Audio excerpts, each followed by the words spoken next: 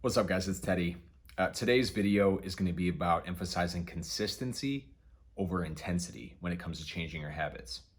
Now, when I was broke, out of shape, and sad, my habits leading up to that point were built around avoiding the pain of the reality that I was in, which I was mismanaging my money, eating like shit, and building a poor foundation for the relationship that I was in. What I knew for certain was that I had to make a change, and many of them. After developing a plan, I even knew how I was going to make the changes in my life. But the problem that I ran into is what we all run into, is I ran out of steam. Because guess what? I was trying to do it all at once instead of recognizing that this was going to take years to change. And guess what? It was supposed to. After all, it had taken me almost 30 years to get to where I was that day. That didn't happen overnight. So why would it change for the better overnight? Really interesting teaching in this book called The Power of Habit. What the author teaches is that every habit has three parts. The first part is the cue or the signal that you're going to engage in the habit. The second part is the actual action itself. It might be a habit to smoke a cigarette, pull out a drink, to indulge in an unhealthy meal, to say no to the gym instead of going, to buy something on Amazon when you're watching TV. And the third part, this is the most important part to remember, is the reward. And that's the satisfaction of whatever it is, the activity that we're doing. The interesting thing about this book was they were telling us that the most successful habit changers are not the ones that changed the first part, which was the cue, or the reward. That wasn't really the problem.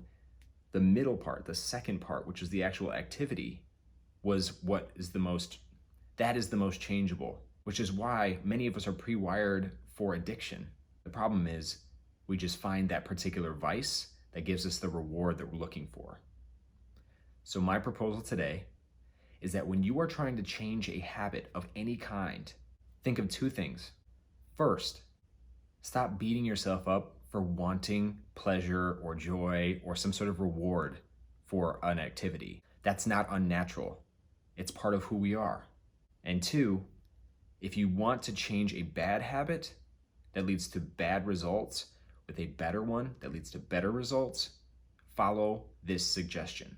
Recognize the times of day that you partake in these bad habits and try with just one thing, replacing it with a positive or good habit. Let me repeat that. Recognize the times of day that you partake in the bad habit that you're looking to replace. Even write it down. Choose one of those times and replace it with a good one. And I'll give you a great example, a prime example from my own life.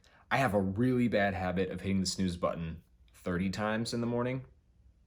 And my dog is really annoyed by it, but he still sticks around, so appreciate the loyalty. In my most productive and exciting times in life, when I was making the most change for the better, I had a habit of waking up early every single morning. And guess what happened then? And guess what's starting to happen again now for me? I spend at least an hour every morning working on this business, getting myself organized and getting prepared for the day, as opposed to stepping into work right away, still groggy, waking up while I'm starting to work. Is it comfortable? No, of course not. I love sleep. I would rather sleep than do this if it got me the same results. But that's not the point of this exercise. That's not the point of what I'm trying to do. And that is not going to lead me to my desired future. So ask yourself this. What is the habit I'm looking to replace? When do I do it during the day? And what new habit can I do at the same time to replace the bad? I hope you enjoyed this video, guys. Check out my website, wantingless.org. If you like my stuff, literally like it, share it, comment, share with your friends, talk about it, engage with me.